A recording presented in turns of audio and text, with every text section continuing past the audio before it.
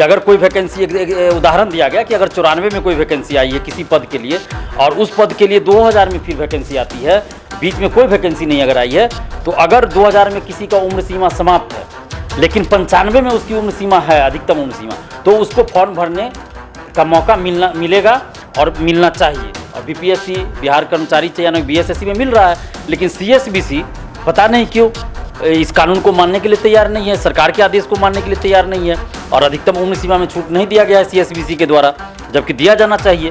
सिपाही बहाली को लेकर बिहार में वैकेंसी तो निकल गई, लेकिन अभ्यर्थी काफी परेशान है। उम्र सीमा में कंसेशन करने की मांग कर रहे हैं, तो वहीं हाइट सीमा को लेकर भी लगातार बिहार सरकार से मांग कर रहे हैं, नीतीश सरकार से मांग कर रहे हैं। ऐसे में हमारे साथ आज जुड़े हुए छात्र नेता दिलीप लगातार छात्रों की आवाज उठाते रहते हैं। दिलीप, बहुत बहुत स्वागत है हमारे साथ। जी बहुत बहुत धन्यवाद।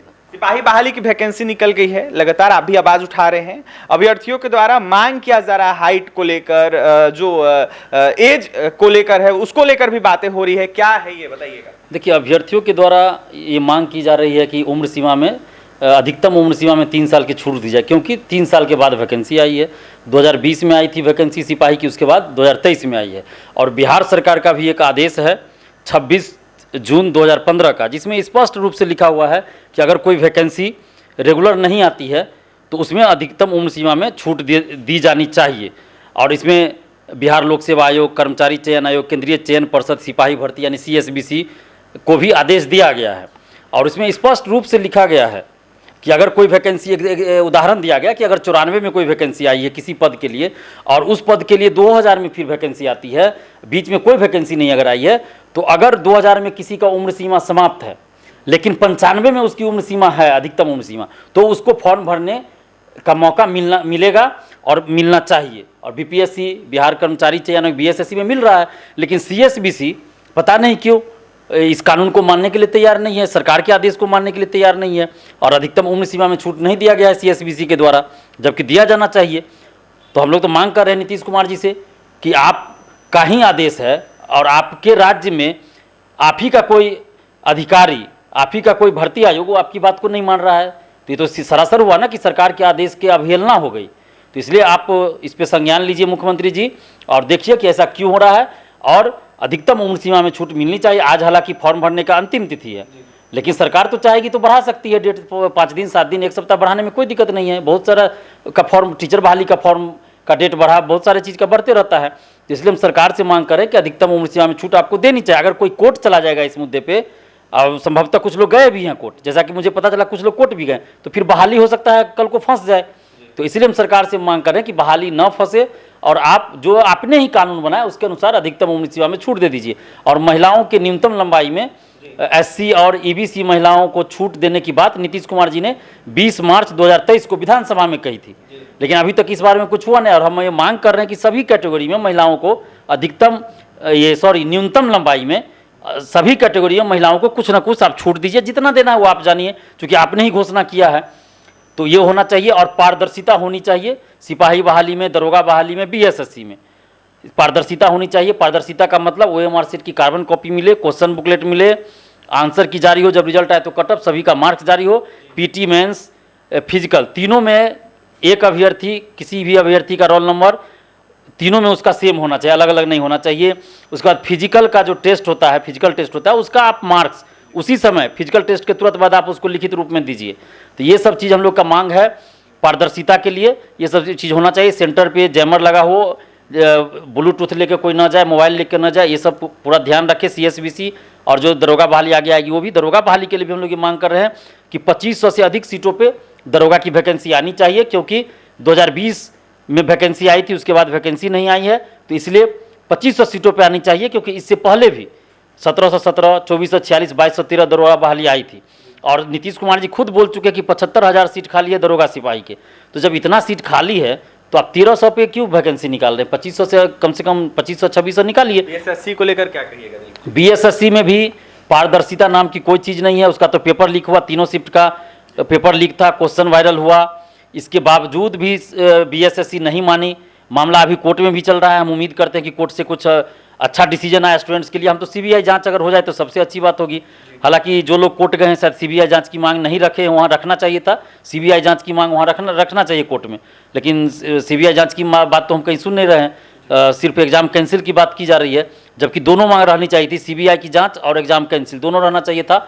लेकिन खैर जो भी हो, जो भी है उसी में हम तो उम्मीद करते हैं कोर्ट से कि कुछ अच्छा फैसला आ जाए, कि बीएसएससी को सबक मिले, एग्जाम तीनों शिफ्ट का कैंसिल हो जाए।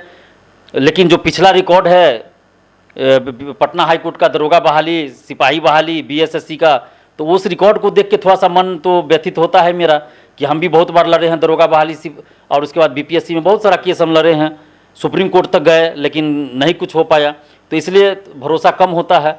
लेकिन क्या पता, हम तो अभी भी कहते हैं कि पटना हाई कोर्ट अपना रिकॉर्ड सुधार दे, पिछला रिकॉर्ड जैसा था तो बहुत अच्छा होगा, स्टूडेंट्स के हित में होगा, 9 लाख अभ्यर्थियों के हित में होगा। तो हम तो ये, लेकिन परीक्षा कैंसिल होने के बाद दोबारा भी परीक्षा हुई एक शिफ्ट की, तो उसमें भी तो कोई फायदा नहीं हुआ स्टूडेंट्स को, आपने रिजल्ट ही कम कर दिया।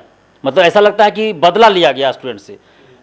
जिस शिफ्ट का कैंसिल नहीं हुआ उससे 4200-4300 रिजल्ट है, और जिस शिफ्ट का कैंसिल हुआ दोबारा परीक्षा उसका 2600 ही मात्र रिजल्ट दिया गया। तो इसका मतलब क्या, बीएसएससी जो है एग्जाम कैंसिल हुआ उसके चलते स्टूडेंट से, उस शिफ्ट के स्टूडेंट से बदला ले रही है, और उसके बाद कोई पारदर्शिता नहीं रही। तब दोबारा भी एग्जाम ले लिए, तिबारा भी एग्जाम लीजिएगा, चौथी बार भी ले लीजिएगा, अगर पारदर्शिता नहीं दीजिएगा तो फिर तो आप जिसका सेटिंग करना होगा अंदर से ओएमआर शीट रंग दीजिएगा, तो कोई देखेगा नहीं, तो फिर तो कोई फायदा स्टूडेंट्स को, मेरिट वाले को नहीं हो रहा। इसलिए हम ये मांग कर रहे हैं कि परीक्षा तो रद्द हो ही, लेकिन साथ में पारदर्शिता के साथ परीक्षा हो, पुनर्परीक्षा नहीं तो फिर पुनर्परीक्षा का कोई मतलब नहीं है। पुनर्परीक्षा पारदर्शिता के साथ हो, बीएसएससी अभी भी चाहे तो ओएमआर शीट जारी करे, और जब भी कोई परीक्षा हो, चाहे पीटी हो, मेंस हो, सचिवालय सहायक का हो या कोई भी परीक्षा हो, उसमें ओएमआर शीट की कार्बन कॉपी जारी होनी, परीक्षार्थियों को मिलना चाहिए, क्वेश्चन बुकलेट मिलना चाहिए, आंसर की जारी होना चाहिए, और रिजल्ट के साथ ही कट ऑफ सभी का मार्क्स जारी होना चाहिए, इतना चीज़ होना चाहिए। और पीटी का रिजल्ट, मैं पहले भी मांग करता था, पीटी का रिजल्ट सीट का 5 गुना नहीं बल्कि 10 गुना या 15 गुना देना चाहिए कम से कम। 9 लाख अभ्यर्थी फॉर्म भर रहे हैं और उसमें आप 2200-2300 के लिए वैकेंसी है, उसमें सीट का आप 5 गुना दे रहे हैं, तो कितना गलत हो रहा है। ज़्यादा लोगों को मेंस लिखने का मौका मिलना चाहिए। तो हम ये मांग कर रहे हैं कि आगे भी कोई वैकेंसी आए तो इस तरह की बात होनी चाहिए कि सीट का 10 से 15 गुना पीटी का रिजल्ट होना चाहिए, कम से कम 15 गुना 10 गुना होना चाहिए। और बीएसएससी हो, दरोगा बहाली हो, सिपाही बहाली हो, सब में पारदर्शिता होनी चाहिए। बगैर पारदर्शिता के कोई एग्जाम कराना उसका कोई औचित्य नहीं है, उसमें अधिकतर लोग धांधली सेटिंग से चले जाएंगे, मेरिट वाले बाहर हो जाएंगे। तो इसलिए हम लोग ये मांग कर रहे हैं कि आप पारदर्शिता लाइए।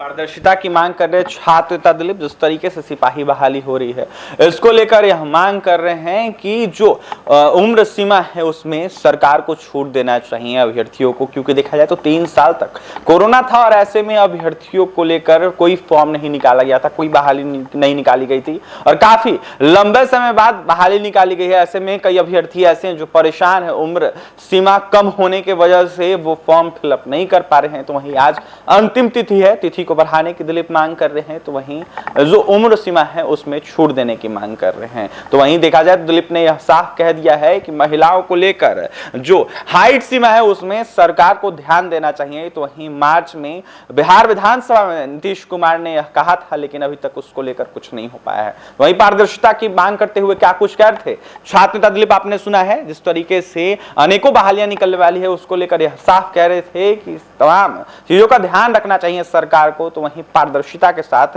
एग्जाम होना चाहिए, धांधली सेटिंग बिल्कुल नहीं होनी चाहिए। और भी तमाम खबरों के लिए NBC 24 के साथ बने रहे पटना सहयोगी अमित के साथ अभिषेक की रिपोर्ट।